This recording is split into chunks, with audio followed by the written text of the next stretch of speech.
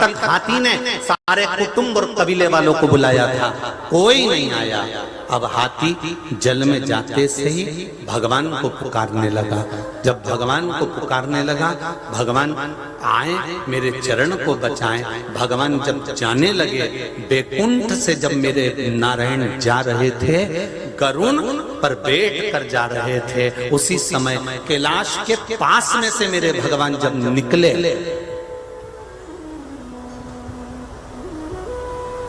कैलाश के पास में से जब मेरे भगवान निकले, तब भगवान शंकर ने देखा कि गरुड़ पर चढ़कर नारायण जा रहा। शिवजी नंदी पर चढ़ गए, नारायण के पास पहुंच गए। भगवान विष्णु ने कहा, भोले बाबा, शिवजी आप? हाँ। कैसे आना हुआ प्रभु? कुछ नहीं, हाथी का पांव मगर ने पकड़ रखा, बहुत तकलीफ में, बहुत तकलीफ में। भगवान विष्णु ने कहा, शिवजी से आप कैसे कह सकते हो कि हाथी को तकलीफ बहुत ज्यादा है? शंकर भगवान कहते हैं, मैं मृत्यु लोक में रहता हूं तो मुझे मालूम है कि जीव की गति क्या होती है, जीव का तकलीफ क्या होती है, जीव का कष्ट क्या होता है, जीव का दुख क्या होता है। मैं जानता हूं कि हाथी को दुख कितना हो रहा होगा, मैं जानता हूं हाथी को तकलीफ कितनी हो रही होगी। आप थोड़ा जल्दी जाइए ना नारायण, आपको बुलाया है इसलिए आपको जाना पड़ेगा, थोड़ा जल्दी जाइए ना नारायण। शंकर जी कह रहे, भगवान विष्णु बोले, गरुड़ पर बैठकर जा रहा हूं, गरुड़ की स्पीड, अब एम्बेसडर, फिएट, स्कॉर्पियो, सब गाड़ियों की अलग अलग स्पीड होती है, सफारी, टवेरा, सबकी स्पीड अपनी अपनी होती है। तो मेरे गरुड़ की जो स्पीड होगी उसके हिसाब से चल रहा हूं। भगवान विष्णु ने कहा, गरुड़ और तेज चल। गरुड़ और तेज चला, पूरे कांटे गाड़ी के टिका दिए। गरुड़ ने इतना तेज भगा तो भी भगवान शंकर का मन नहीं माना। शिवजी ने भगवान विष्णु से कहा, कोई जरूरी है कि गाड़ी लेकर ही जाओगे? कभी कभी ड्राइवर के भरोसे ना चलकर अगर अपना, बस शंकर भगवान ने जो व्हील पावर दिया, भगवान गरुड़ पर खड़े हो गए, गरुड़ को बिसरा दिया और मेरा नारायण तुरंत हाथी के पास पहुंच गया। गरुड़ बिसराया और हाथी के पास। इसलिए श्रीमद् भागवत में वर्णन आता है कि गरुड़ को बिसरा दिया एक गज के लिए, एक हाथी के लिए, और गरुड़ को बिसराकर, गरुड़ को छोड़कर मेरे भगवान विष्णु हाथी के पास पहुंचे और हाथी के चरणों को छुड़ा लिया।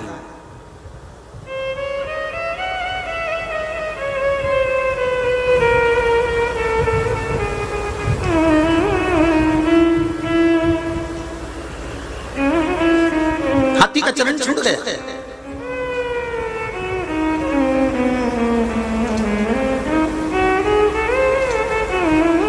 हाथी ने भगवान नारायण को कमल का पुष्प समर्पित कर दिया। भगवान विष्णु वापिस जाने लगे, गरुड़ पर बैठकर। गरुड़ जी आ गए, वापिस बिठाया। श्रीमद् भागवत सब सुने हैं ना, अच्छे से चरित्र सुना है ना ये वाला गरुड़ जी का।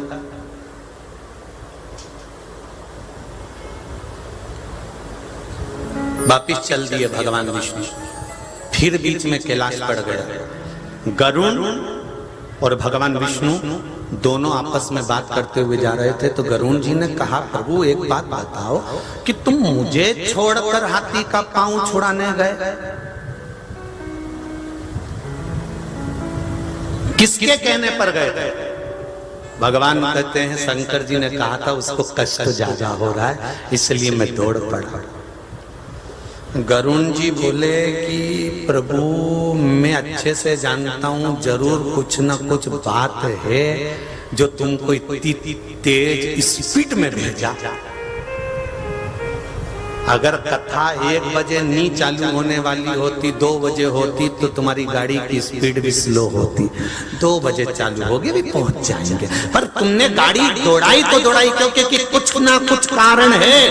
कथा 1 बजे चालू होने वाली है, इसलिए स्पीड तेज करी। तो गरुड़ ने भगवान विष्णु से कहा कि तुम्हारी स्पीड तेज करवाई है शंकर भगवान ने, मतलब कुछ कारण है। वो कारण कौन सा है, हमें शंकर जी से पूछना चाहिए कि तुमने हमारी स्पीड इतनी तेज क्यों करवाई। गरुड़ को विसरा दिया और दौड़कर भगवान विष्णु को पहुंचा दिया। कारण क्या था, क्या कारण था? तो भगवान विष्णु ने कहा भी कैलाश आने वाला है, चल शंकर जी से पूछ लेते हैं कि क्या कारण था। चल, और जैसे ही गरुड़ जी चले, चलते चलते कैलाश पर्वत आया। कैलाश पर्वत पर गरुड़ जी उतर गए। उतरने के बाद भगवान विष्णु ने पूछ लिया, भगवान नारायण ने तुरंत पूछा, हर हर।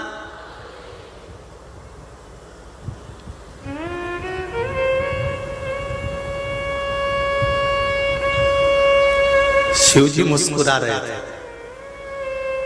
कि अब भी गए थे वापिस आ गए। और ये जब जब किसी का उद्धार कर कर जाते थे तो सीधे वैकुंठ जाते थे, पर आज पहली बार कैलाश पर आ गए।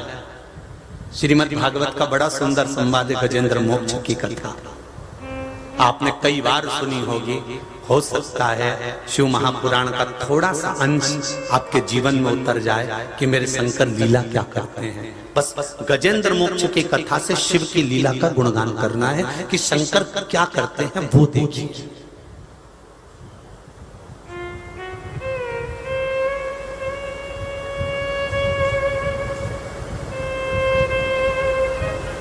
भगवान विष्णु ने पूछा, क्या बात है भोले बाबा, हाथी का पांव छुड़ाने के लिए भेज दिया, ऐसा क्या हो गया था, सत्य बताना भोले बाबा, क्या हुआ क्या था। शंकर भगवान कहते हैं, अरे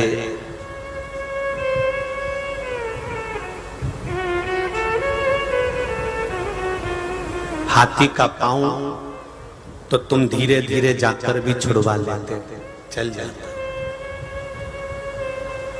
तुम धीरे धीरे जाते, हाथी का पांव छूट जाता, मना नहीं। पर जिसने हाथी का पांव पकड़ा था ना, वो मगर, जिसने हाथी का पांव पकड़ा था वो ग्रह, उसने मेरी खूब आराधना करी थी। तब एक बार मैंने कह दिया था कि नारायण के कोई भक्त का चरण पकड़ लेना, फिर छुड़वा मैं दूंगा। भक्त मुक्त बाद में होगा, पहले मुक्त तुझे करवा दूंगा। अब हाथी पहले मुक्त हुआ था कि मगर पहले मुक्त हुआ था? बोल दो जरा, बोलो जम के बोलो जरा, कौन मुक्त हुआ? मगर।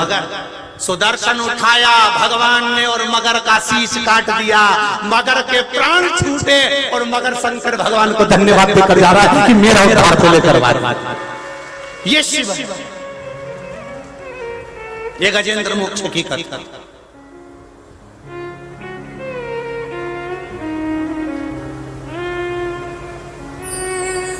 पांव छूटा था हाथी का और उद्धार हुआ मगर का। पांव छूटने में वो फल नहीं है जो भगवान के हाथों से उद्धार होने में है। कई लोग कहते हैं कि कथा में हम क्यों जाएं, इससे हमें क्या फायदा है, कथा सुनने से क्या फायदा है, उसमें कौन सा लाभ है? टीवी पर बैठ के सुन लेंगे या फिर कभी अपना योग बना तो देख लेंगे। कोई जरूरी है कि कथा सुनने जाएं?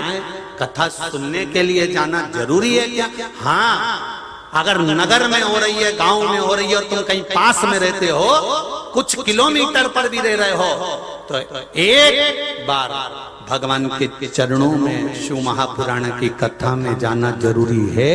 क्यों?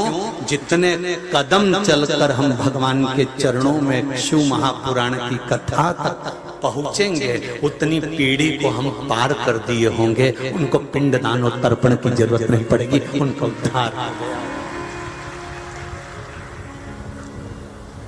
हो गया।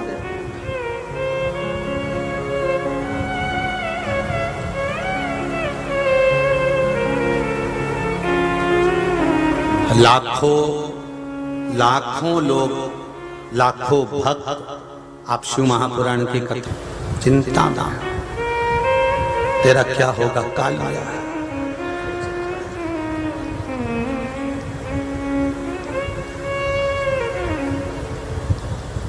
हल्दी की मंडी में हल्दी घाटी है, विचार कर रहे, पर शिव महापुराण की कथा या शंकर का भजन या शिव का नाम जाप या शिव का स्मरण संसार का मनुष्य नहीं कराता।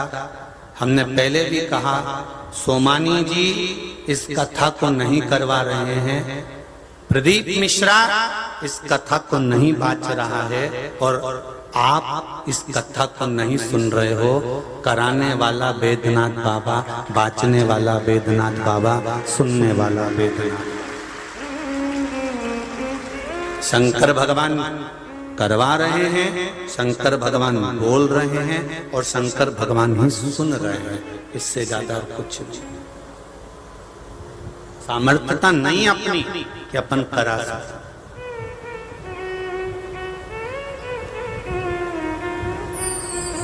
कितने लोगों का निशुल्क का भोजन व्यवस्था करना, जो रात्रि को ठहरते हैं, जो ठहरे यहाँ रात को, हाथ उठाओ जरा। आज बहुत हो रहे, उधर भी हो बहुत सारे, ठीक है, कोई दिक्कत तो नहीं हुई, बढ़िया आनंद चकाचक, बहुत बहुत साधु। वैसे तो हम रात को आप लोगों से मिलने पहुंच गए थे, क्योंकि हमारा नियम है कि जहाँ पर भी भोजन होता है या भक्त लोग ठहरते हैं, पंडाल में ठहरे चाहे कहीं ठहरे, हमारा नियम है रात को हम एक बार मिलने आते हैं। तो हम आए थे, आप लोगों से मिलना तो हो ही गया था, पर हृदय चित्त से भाव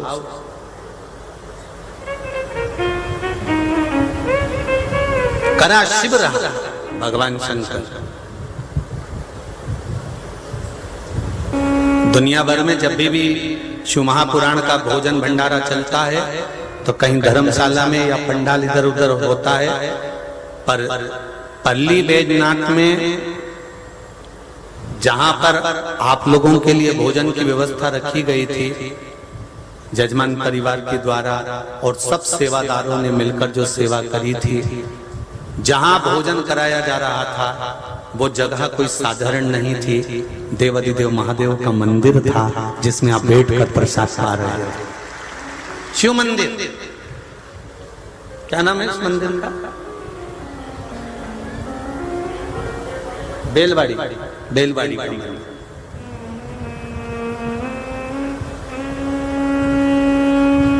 शायद लिंगायत संप्रदाय का है, लिंगायत संप्रदाय, लिंगायत संप्रदाय से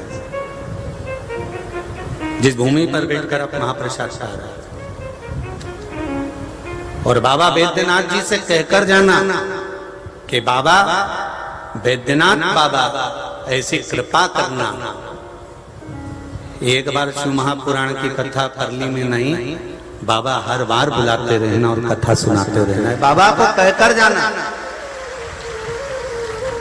कि शिव कथा का स्मरण करली बैजनाथ की भूमि पर चलता रहे।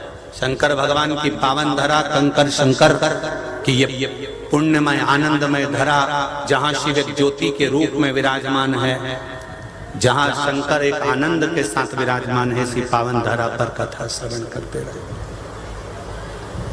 शिव स्मरण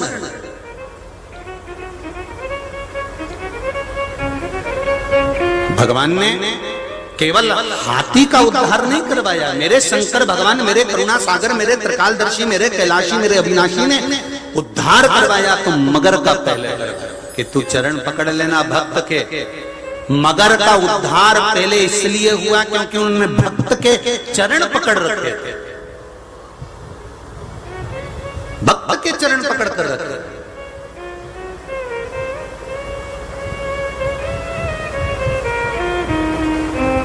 और महाराष्ट्र की जो पावन धरा है, महाराष्ट्र की जो भूमि है, ये भगवान के चरण बाद में पकड़ती है। महाराष्ट्र की भूमि के लोग पहले भक्त के ही चरण पकड़ते हैं। नामदेव जी, तुकाराम जी, जनाबाई, ऐसे ऐसे संत साधु सन्यासी तपस्वी, समर्थ रामदास जी, ज्ञानेश्वरी जी, ऐसे ऐसे ऐसे ऐसे संत भारत की भूमि पर हुए जिनको महाराष्ट्र के भक्तों ने संतों के गुरुओं के भक्त के चरण को पकड़ कर रखा है।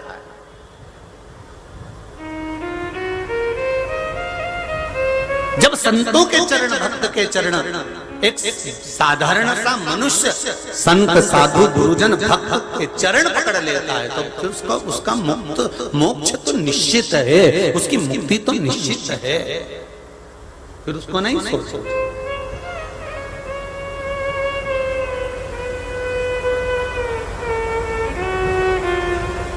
मैंने तेरे ही भरोसे, ओ बाबा तेरे ही भरोसे, हवा विच उड़ती जावांगी, बाबा डोर हथों छड़ी मैं कटी जावांगी, भोले मैं तेरी वतन, शंभो मैं तेरी वतन, हवा बिच उड़ती जावांगी, बाबा डोर हथों छड़ी मैं कटी जावांगी। विश्वास, दृढ़ता, भरोसा प्रबल हो तो हाथी का पांव मगर ने पकड़ा और पहला उद्धार मगर का। एक पत्र आया है कि बड़ा सुंदर,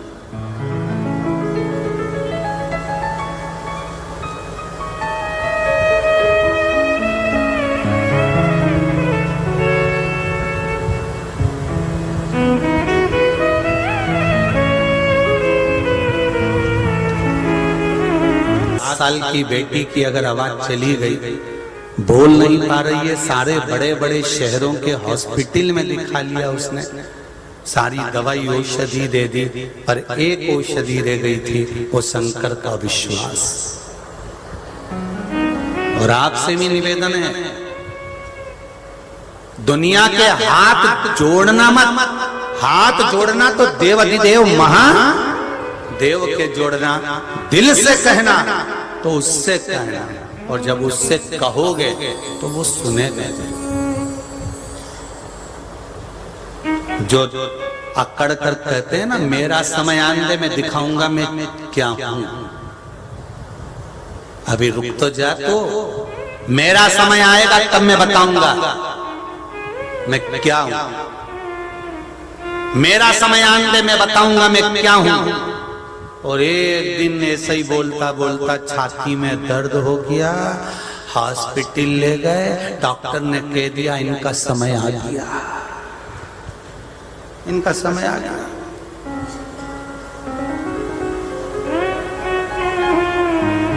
डॉक्टर कह दिया समय आ गया।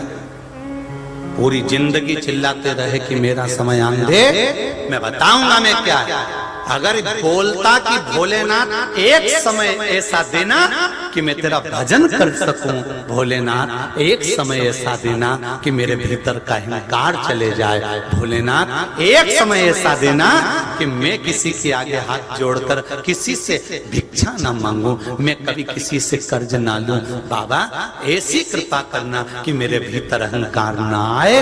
तो बाबा समय अच्छा लाता जाता लाता जाता लाता जाता, पर दूसरे को नीचा गिराने के लिए मेरा समय आन दे फिर बताऊंगा, मेरा समय आन दे फिर बताऊंगा, और मालूम पड़े वो समय हॉस्पिटल में आ गया और डॉक्टर ने कह दिया अब घर ले जाओ, समय आ गया इनका। फिर क्या मतलब था ऐसा समय? भगवान